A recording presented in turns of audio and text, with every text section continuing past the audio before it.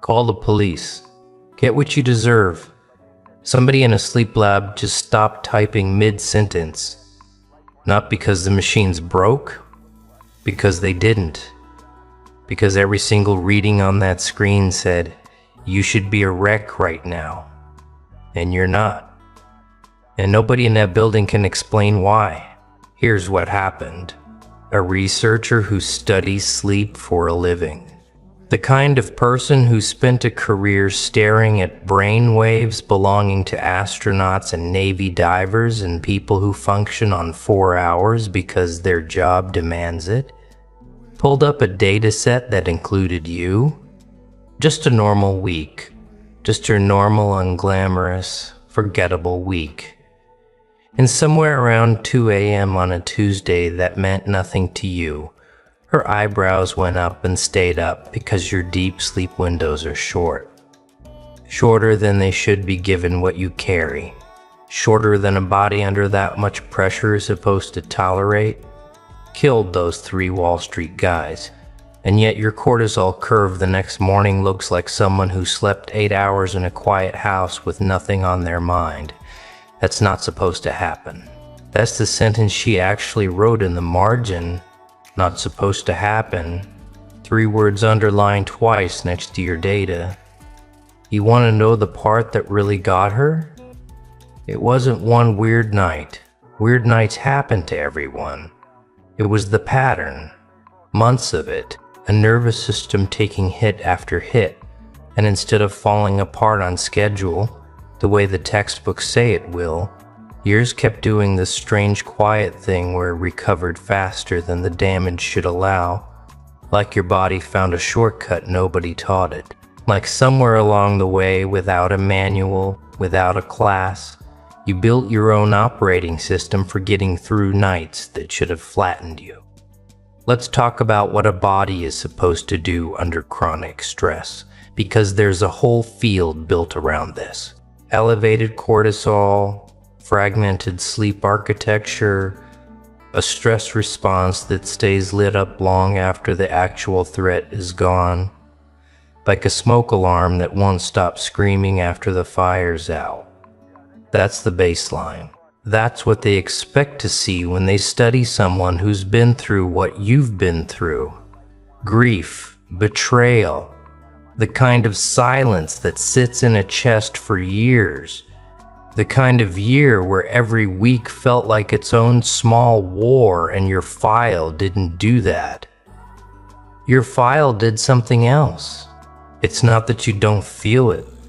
She was very clear about that in her notes. Actually, you're not numb. You're not shut down. The emotional markers are all there, present and accounted for, exactly where they should be. For someone who's been carrying real weight. What's missing is the collapse, the part where the body usually gives out. That part just isn't in your data, and a researcher who spent 15 years looking for that part in other people's charts does not know what to do when it's absent in yours. So, she did what researchers do. She checked for errors. Recalibrated the equipment, reran the numbers twice. My life is nothing but a comedy, because the first instinct when something doesn't make sense is always to assume the machine is wrong, not the person. But the machine wasn't wrong, you were just built different. That's not a compliment, she wrote down. That's a technical problem. She wrote down in a document meant for people who study human limits for a living. Here's where it stopped being one researcher's curiosity and started being something else entirely. She flagged one number in particular, latency. That's the gap between the moment you fall asleep and the moment your brain drops into the dreaming stage. The stage where the mind actually starts sorting through everything the day dumped on it. In someone under chronic stress, that gap usually stretches out. The body delays it, almost like it's avoiding the room where the sorting happens. Yours doesn't stretch. Yours drops fast, Clean, direct, like your brain isn't afraid of that room at all. Like it walks in every single night and does the work without flinching while the rest of you is asleep, and none of the wiser. She sent the anonymized numbers to a colleague, half expecting to be told she'd made an error somewhere, some rookie mistake, 3 years into a postdoc. Instead, the colleague sat with it for a week and came back with harder questions than she'd started with. Is this reproducible? Is this one unusual person?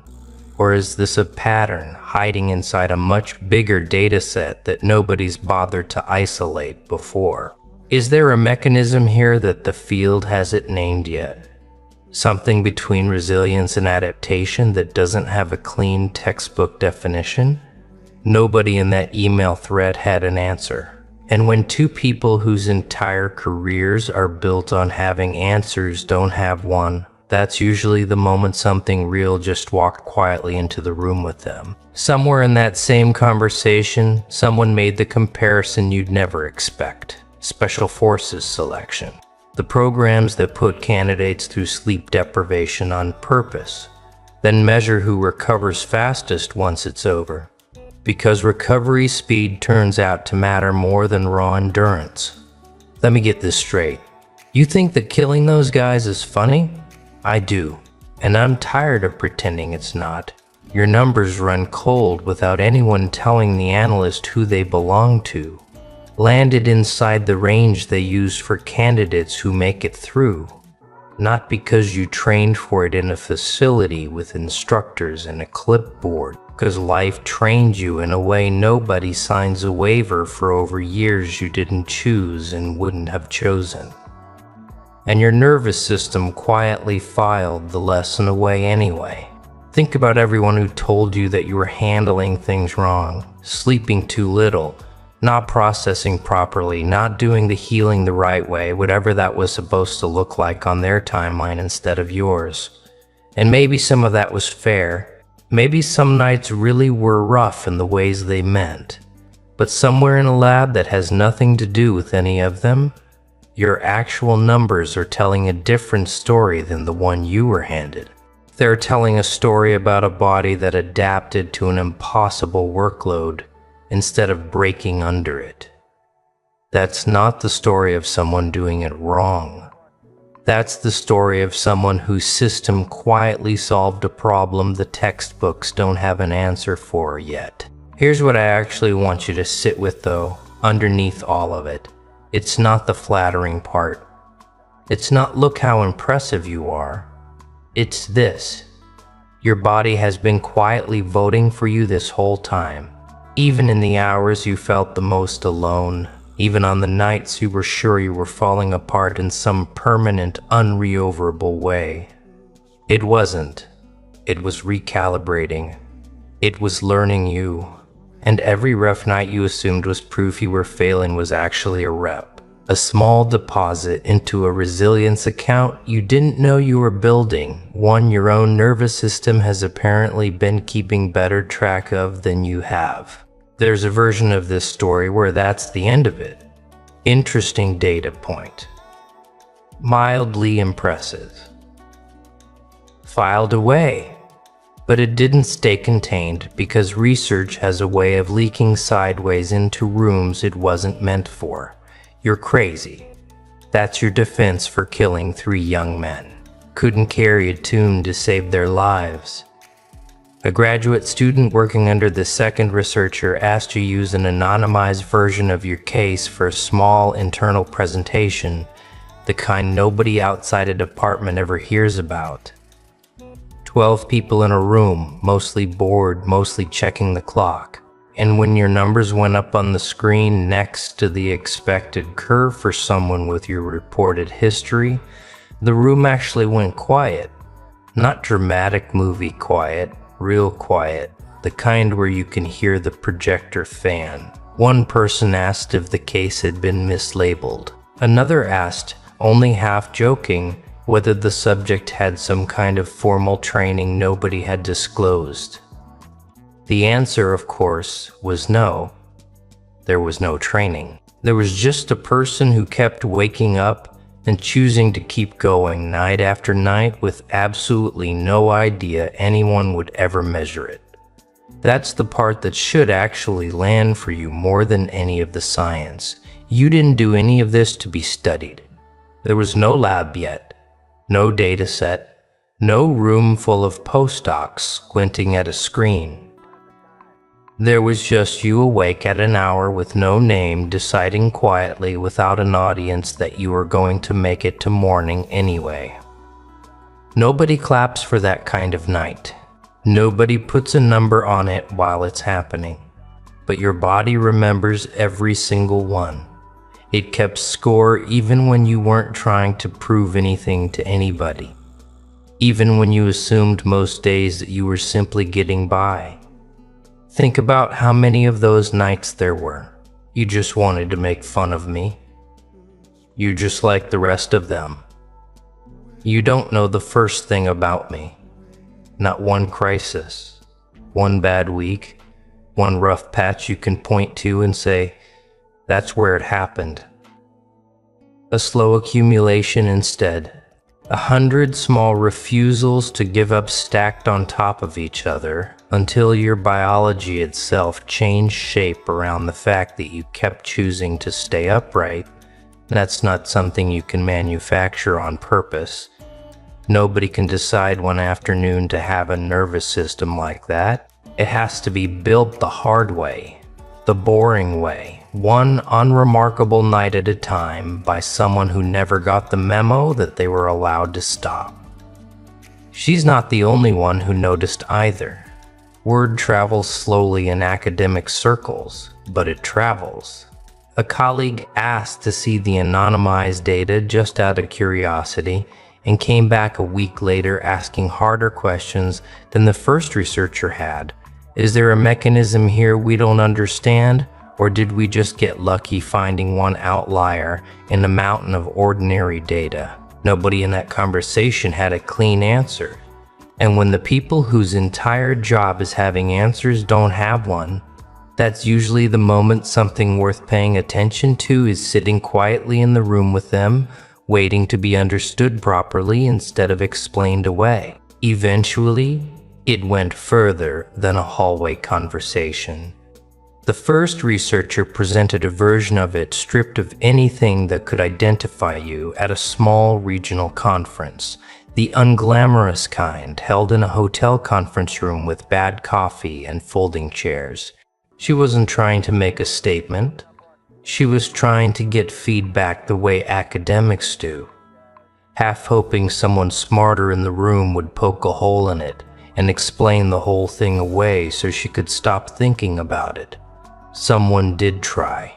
An older researcher, the kind who's seen every trend come and go twice, stood up during questions and said more or less that outliers exist in every data set. And this was probably nothing more than noise, a fluke of measurement, not worth building a theory around. It's the kind of dismissal that usually ends a conversation. Except she'd already run the noise test twice, and it wasn't noise. She said so calmly with the numbers pulled back up on the screen behind her and the room went a little quiet again. The same quiet from that grad student's presentation weeks earlier. The sound of her room recalibrating what it thought it knew. The skeptic sat back down without much more to say. Not because he lost an argument in some dramatic way, because there wasn't actually an argument to have. The data just didn't cooperate with easy dismissal, no matter how many times someone tried. Afterward, in the parking lot of all places, a sleep physiologist who'd been in the audience mentioned something that stuck with her more than the conference itself. In elite endurance sport, there's a concept called recovery periodization. The idea that some athletes, a small minority, seem to need dramatically less recovery time between hard efforts than the general population. And nobody fully agrees on why genetics plays a part, so does training history, but so increasingly does something researchers only half-jokingly call psychological load tolerance. A person's learned capacity to absorb stress without their whole system needing to shut down and rebuild from scratch every single time. Nobody's cracked the mechanism, but every so often, someone shows up in a data set who clearly has it, whether or not they ever set foot in a gym or wore a heart rate monitor in their life. You don't train for that in a facility.